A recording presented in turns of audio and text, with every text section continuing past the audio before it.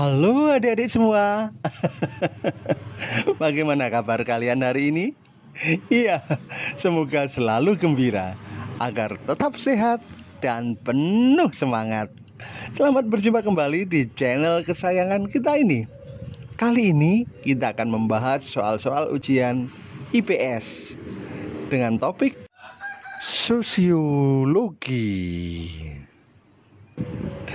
Bersama Ugama, IPS terasa begitu mudah, asik, dan menyenangkan.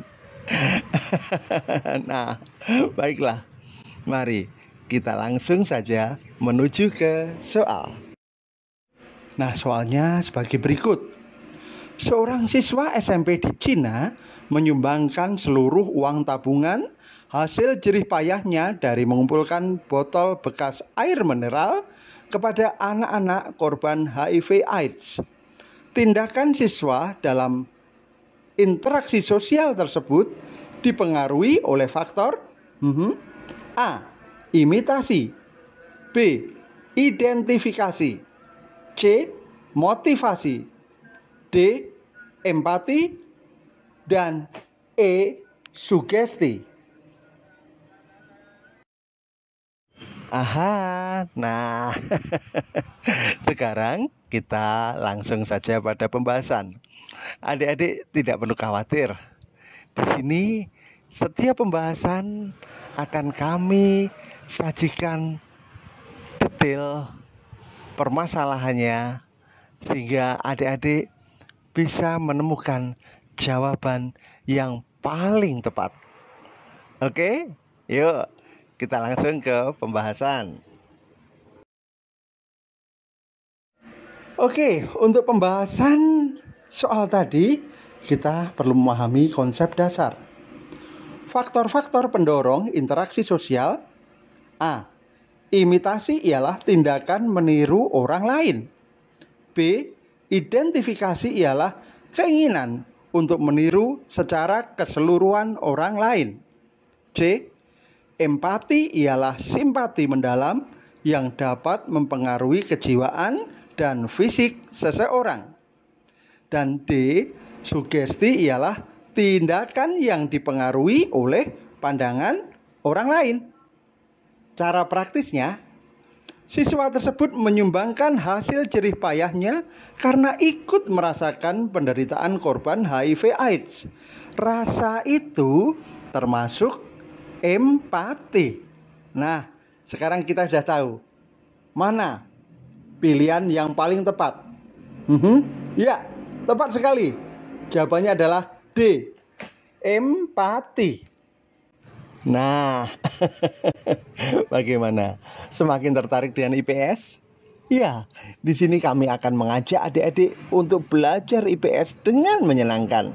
Tidak dapat dipungkiri, IPS menuntut kita untuk menghafal. Namun jangan khawatir, ada beberapa tips agar kita dapat menguasai materi IPS dengan baik. Nah, tips dan trik cara belajar yang baik dan efektif adalah 1. Niat dan kesadaran belajar. Ketika kita melakukan suatu tindakan tanpa ada niat, maka tidak akan berjalan dengan baik. Kemudian 2. Ciptakan suasana kondisif. Dalam belajar harus diciptakan suasana yang kondusif, nyaman, tenang, serta penuh konsentrasi agar materi yang dipelajari benar-benar masuk ke otak. Dan ketiga, belajar kelompok. Belajar kelompok dapat mempermudah adik-adik untuk memahami bahan pelajaran yang sudah dipelajari karena bisa saling berbagi dan bertanya bila ada yang belum paham. Nah, yang keempat, buat catatan intisari dari bahan pelajaran. Meringkas materi bahan pelajaran dalam sebuah catatan kecil dapat membantu mengingat bahan pelajaran yang sedang dipelajari. Yang kelima, berlatih teknik kemampuan mengingat. Agar lebih mudah mengingat, sebaiknya materi yang akan dihafal diubah menjadi sebuah singkatan atau kata kunci dengan susunan yang mudah diingat-ingat. Yang keenam, lihat garis besarnya dahulu. Jika membaca bahan pelajaran yang baru, maka lihatlah garis besar atau isi materi pelajarannya terlebih dahulu agar pemahaman kita meningkat. Yang ketujuh, mengulang materi yang telah kita pelajari. Belajar sekali saja tidaklah cukup untuk bisa memahami materi pelajaran yang kita inginkan. Oke. Yang kedelapan, pahami bukan dihafal. Menghafal bukanlah metode yang baik dalam belajar siswa. Menghafal memang kurang efektif dalam memahami suatu materi pelajaran. Tetapi jika diperlukan untuk sistem kejar semalam SKS, bolehlah sesekali dilakukan dengan metode menghafal. 9. Belajar dengan tekun dan rutin. Nah, ini penting. Belajar dengan tekun, rutin, tepat waktu, dan serius sangat berpengaruh dalam meningkatkan prestasi belajar. Nah, adik-adik gimana? Semakin menyenangkan bukan?